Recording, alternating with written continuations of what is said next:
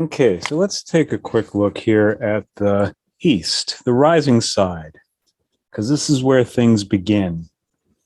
And you could say, like the east is where you have the first light, right? The ascendant, where the sun comes up. But it's really just prior to that, that's the beginning of things. So you could say the young yang, because here in the north, on the bottom, that's the deep darkness. That's where you return to the pure yin, pure darkness, pure emptiness, if you like. And so the thing which begins is actually before the rising position. So that would be here in the northeast.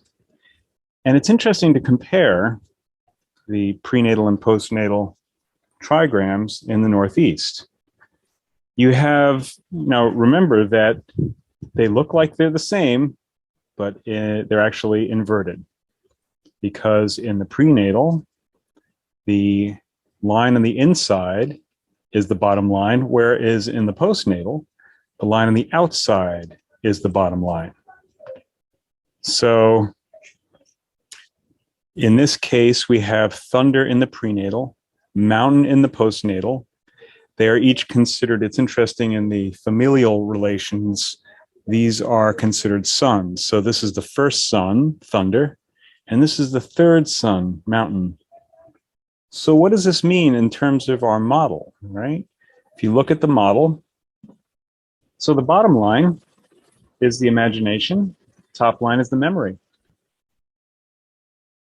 What this means is that the first sun is the imagination, and the third sun is the memory. What's the significance of that? Well,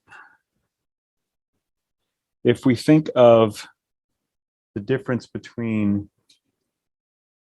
living in the world as a body and living prior to having a body, you could say, a consciousness that is not yet born.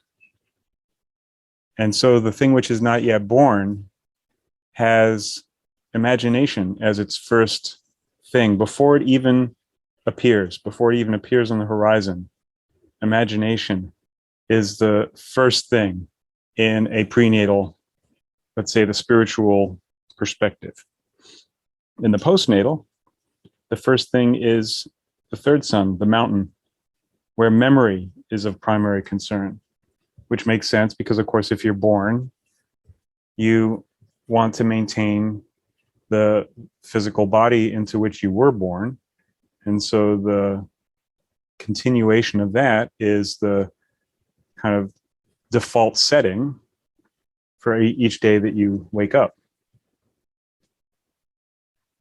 So we all go to sleep at night, and when we wake in the morning, the assumption that we're all operating on is that the primary goal is to maintain this body, or to maintain the bodies of others, such as your children or people of your community, your culture, whatever it is that you care about. Potentially even to maintain the bodies of other species if you're, for instance, an environmentalist or something like that. But the idea basically is to preserve the conditions that you are attached to, in essence. So that's why it's driven by fire at the top, or it expresses itself as fire at the top. Fire being the symbol of desire. But that's a postnatal point of view. Prenatal point of view is to imagine something new, irrespective. So it's not attached to the particular configuration of the material at this point. Now it's interesting to note that the second stage in the postnatal is, in fact, thunder. So one way of thinking of this is that it begins with mountain, which is the memory of the particular configuration within which you're living, because you're attached as a body, as a living thing, you're attached to your body and to the configuration that supports that body. And so whatever imagination occurs within the context of that memory. So we imagine futures where this body is preserved. That's the postnatal point of view, right? But the prenatal point of view It's not attached to any particular configuration, but when the imagination, it's sort of like nature abhors a vacuum, right? Where is the available niche? Where something already isn't. And so the natural progression, the way that you could say the relationship between God and the creation, the way that that moves forward is on the basis of, well, where is there an emptiness, right? You imagine how that might be filled. And then that becomes a memory which is developed, I'm going to say, right? So fire is sort of like lighting the fire. It's the appropriate location, of course, because we have the rising in the east of the fire, of the sun, whereas in the postnatal, what we have here is thunder in the east. So it is interesting that there does seem to be this overall east-west movement of things. Like most of the great innovations in some respects were begun in the east. And you could say that civilization is, in essence, a project of the species, which is, of course, remembering its particular identity as a species. We don't think of ourselves as other species. We think of ourselves as mankind, human beings. And while there's some argument over the course of history as to who gets to belong in that group, in general, we have a pretty good agreement that we're all human beings, whether we treat each other as such or not.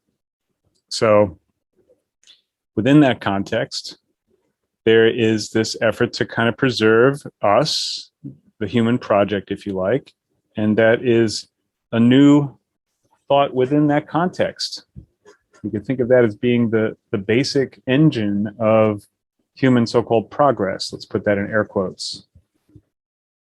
And that it happens in the East and that there's a correspondence with the East itself seems like, well, that would be a happy coincidence if it was just a coincidence. But maybe it's more than a coincidence because after all, that is the movement of the light.